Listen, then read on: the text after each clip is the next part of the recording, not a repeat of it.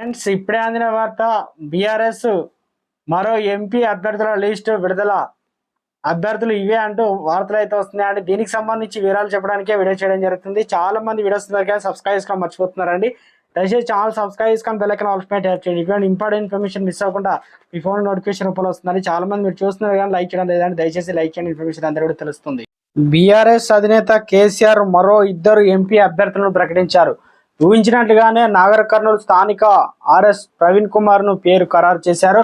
మెదక్ అభ్యర్థిగా వెంకట్రామరెడ్డి పేరును ప్రకటించారు. మెదక్ నుంచి ఒంటేరు ప్రతాప్ రెడ్డి పేరు ఫైనల్ అయినట్లు కొన్ని రోజులు ప్రచారం సాగుతుంది. అనూహ్యంగా వెంకట్రామరెడ్డి పేరును కేసీఆర్ ఫైనల్ చేశారు. వెంకట్రామరెడ్డి గతంలో సిద్దిపేట కలెక్టర్గా సుదీర్ఘకాలం పాటు పనిచేశారు.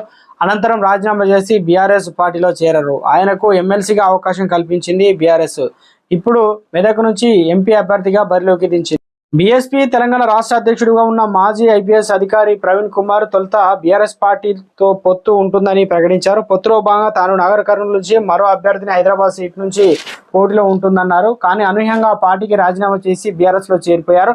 తమ పొత్తును భగ్నం చేయడానికి బీజేపీ కుట్రలు చేసిందని, ఈ నేపథ్యంలో తాను బీఎస్పీని వీడుతున్నట్లు ప్రకటించారు. ఈ నేపథ్యంలో ఆయనకు బీఆర్ఎస్ నాగర్ కర్నూలు టికెట్ అయితే దక్కింది. దీంతో ఇప్పటి వరకు 13 స్థానాల్లో బీఆర్ఎస్ అభ్యర్థులను ప్రకటన పూర్తయింది. నల్గొండ, సికింద్రాబాద్, హైదరాబాద్ స్థానాలకు ఇంకా అభ్యర్థులను ప్రకటించాల్సి అయితే ఉంది. వారం రోజుల స్థానాలకు సంబంధించి మరో వారంలో ఫైనల్ చేసే అవకాశాలు ఉందని చర్చ సాగుతుంది.